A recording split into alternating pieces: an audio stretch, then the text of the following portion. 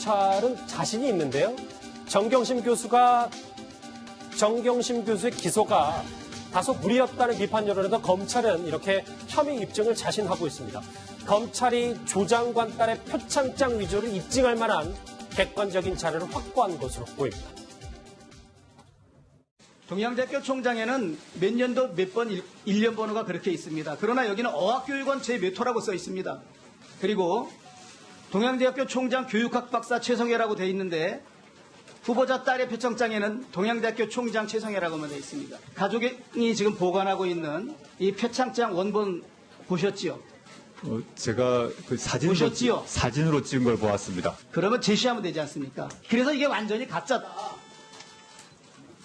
자, 그거 사진 제출해 주시겠습니까? 예, 제가 확보된 대로 제가 지금 가지고 있지 않으니까요. 제출해 드리겠습니다. 장혜철 평론가님, 검찰 관계자의 얘기인데 검찰이 표창장 위조 관련 궁금증은 다 해소될 것이다. 대단히 자신감 넘치는 말을 하고 있습니다. 아마 저 자료가 제가 봤을 때는 이 자택의 하드디스크나 PC에서 발견된 자료 같은데요.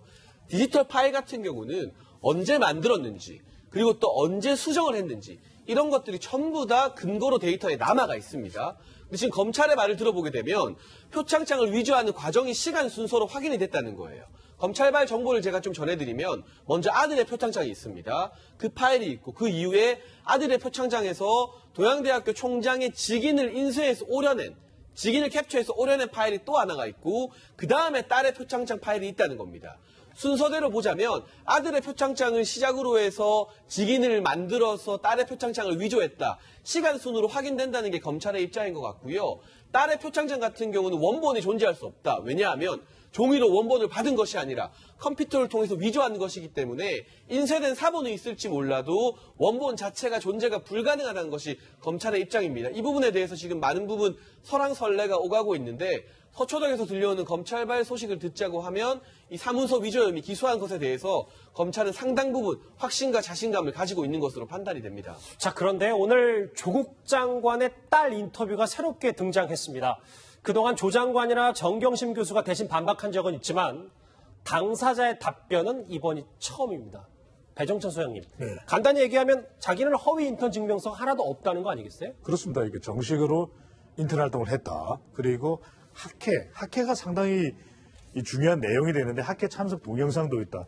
이 조국 장관이 설명하고 해명했던 내용과 상당히 비슷합니다. 근데 문제는 이 증거가 핵심이다. 이렇게 볼 수가 있는데 지금도 보면은 이 정경심 교수가 소환되는 과정에 또 유형적이든 무형이든 검찰이 상당히 영향을 받고 있는 것으로 보일 수밖에 없는 것이거든요. 그렇다면 결국에 가장 중요한 것은 핵심적으로 증거를 꺼내놓는 것인데 이 내용을 보면은 이 정식으로 인턴을 했던 기록이 있느냐? 기록이 있는 것도 서울대에서는 아니다라고 이야기를 하고 있는 것이고. 그렇죠. 그다음에 또 하나는 이 학회에 동영상이 있다고 했는데 그렇다면 학회에 참석한 건 맞아요. 그렇다면 이때는 인턴이 아니라 학회 참석 확인서 이 정도는 충분한 근거가 될 겁니다. 그러니까 지금 본인 스스로는 이런저런 이 상황들까지 포함하면 학회 참석하기 위해서 뭔가 공부를 하고 사전에 연구한 부분도 다 인턴의 기간에 포함된다라고 스스로는 설명을 하고 있지만 이것이 충분한 해명으로 받아들일지는 더 분명한 근거가 있어야 된다는 것이죠. 여기서 하나 중요한 것. 예. 인턴십을 한 장소가 무관한 장소가 아니라 이 조국 장관이 서울대 교수이거든요. 그러면 그렇죠. 충분히 이 부분들을 정황적으로 더 분명하게 규명할 수 있는데 그런 부분에서 논리와 근거는 약해 보인다는 거죠. 예. 네, 여기서 중요한 게요. 서울대에서의 인턴 활동 기간이 2주였습니다. 굉장히 그럴듯하게 인터뷰를 했어요. 조국 장관 딸이요. 그런데 예. 가장 핵심이 빠졌습니다. 뭐냐면 그 2주 동안 서울대 인턴으로 매일 학교에 나갔다. 이게 없어요. 뭐라고 돼 있냐면 학회 참석하기 전에 2주 정도는 도서관 등에서 자료를 찾았고 학회에는 나갔다. 그게 뭘 의미합니까? 인턴은 안 했고 학회 한 번 나갔다는 거예요. 무슨 말인지 아셨죠? 그러니까 이게 굉장히 중요한 내용입니다. 결국은 두루뭉술하게 얘기를 해서 그 부분에 정확히 얘기를 하지 않은 당시에서 그 부분을 살짝 빠져나갔는데 아하. 가장 중요한 부분은 서울대에 2주 동안 가지 않았다. 가지 않았고 도서관에서 자료를 찾았을 뿐이고 학회에 한 번 갔다. 그렇기 때문에 서울대에는 인턴 활동에 대한 기록이 없는 겁니다. 그게 가장 중요한데 예. 이 인터뷰에서는 그 내용이 빠졌습니다. 그럼 그 내용이 왜 그 내용을 그 당시 인터뷰했던 해당 언론이 질문을 하지 않았을까? 질문이 없더군요. 그러니까 이 조국 장관의 딸이 너무나 그럴듯하게 답변을 한 거예요. 제가 보니까. 그렇기 때문에 바로 핵심적인 것을 다시 한번 추궁하지 못한 겁니다. 예. 제가 아주 짧게 비유를 들어드리자면 뉴스탑10 오늘 출연하고 있지 않습니까? 예. 뉴스탑10에 출연하기 위해서 제가 2주 동안 열심히 뉴스를 보고 공부했는데 그렇다고 해서 제가 뉴스탑10 2주치 출연료를 받을 수 있는 건 아니잖아요. 너무나 상식적인 부분입니다. 예. 어떤 인턴을 하든 어떤 학교의 수업 과정을 듣든 간에 그래서 본인이 준비한 기간이 개인적으로 활동을 준비한 기간이고 인턴을 2주로 발급받았다면 실제로 그곳에 2주 동안 출석해서 활동을 해야만 인정을 받는 것인데 내가 공부한 기간을 당연히 포함시켜 준 것으로 판단했다. 국민적 상식으로는 납득하기 어려운 해명이 아닐까 싶습니다. 알겠습니다. 이해가 됐어요. 김태현 변호사님, 그런데 이게 또 하나 배치되는 게 뭐냐면 결국은 말이 다 다르면 거기서부터 포인트를 잡아봐야 되는데 이 조 장관 딸의 얘기, 당시 인터넷 공고를 보고 직접 전화를 걸어 인턴십에 지원했고 뭐 요 학회 참석 얘기도 했는데 장모 씨 아들은 전혀 다른 얘기를 하고 있거든요. 검찰에 진술했었어요. 그러니까 일반적으로 진술의 신빙성을 따질 때 객관적인 상황하고 뭐가 맞느냐 보고 두 번째는 그 사람이 처한 위치를 봐요. 그러니까 여기서 이제 두 개 보시자고요. 객관적인 상황과 맞느냐는 건 아마 서울대 측에서 밝힐 수 있을 겁니다. 지금 조모 씨는 당시에 인터넷 공고를 보고 직접 전화 걸러 지원했다는데 당시에 서울대 공익인권법센터에서 인터넷 공고를 냈는지 그리고 인터넷 공고가 있다면 어떤 형태로든 나왔는지 예를 들면 이제까지 서울대 관계자들의 어떤 진술을 종합하면 고등학생을 대상으로 하는 거 없다는 거 아니겠습니까? 다른 대학교 대학생도 안 된다고 그랬어요.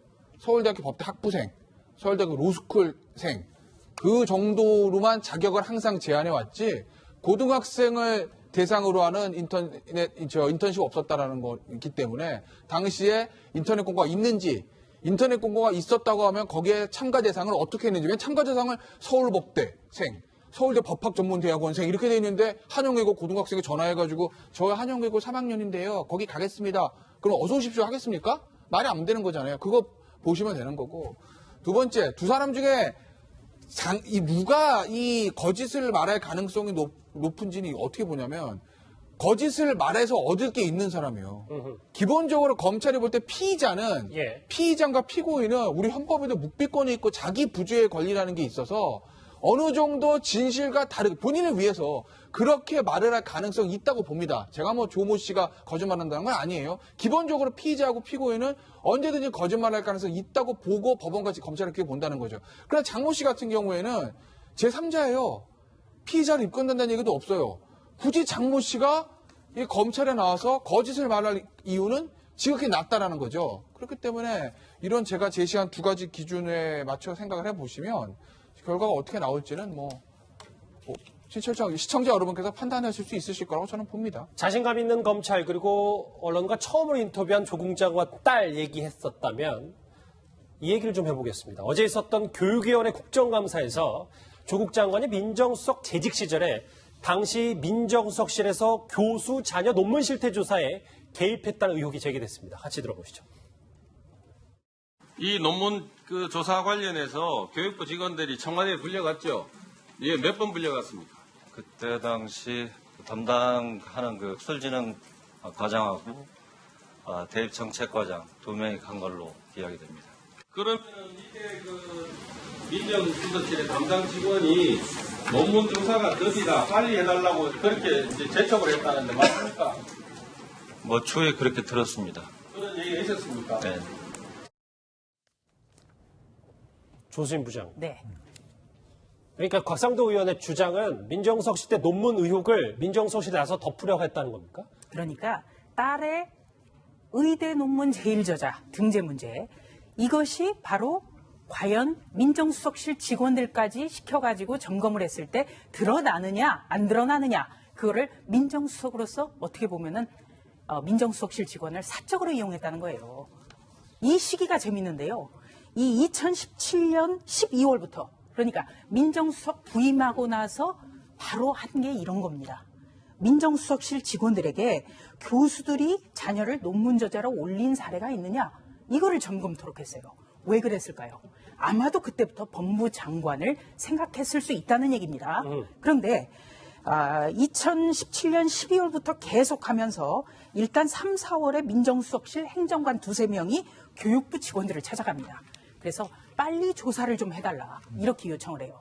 여기서의 드는 의문점, 민정수석실 직원은요 정가의 암행어사입니다. 예. 저승사자예요. 교육부까지 직접 찾아가요. 갑과 을의 관계가 바뀌었습니다.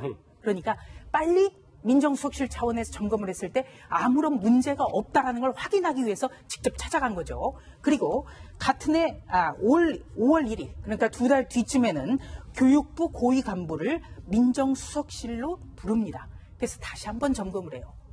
정말 특이 사례가 없었느냐. 이 얘기는 조국 장관의 딸이 과연 논문 문제가 드러날까? 이거를 점검했을 가능성이 높아요. 근데 당연히 안 드러났어요. 왜냐? 바로 단국대 논문은 전산망에 조국 교수 딸의 신분이 박사 과정으로 등재가 됐었기 때문에 미성년 자녀가 아닌 걸로 확인이 된 겁니다. 바로 이런 과정을 거쳐서 법무부 장관에 지명이 됐다고 볼 수 있는 대목입니다. 알겠습니다. 검찰 얘기와 조국 장관의 딸 첫 번째 인터뷰 얘기 여기서 정리합니다. 다음 주제 새롭게 드러난 의혹 얘기입니다. 다음 주제 바로 가보실까요?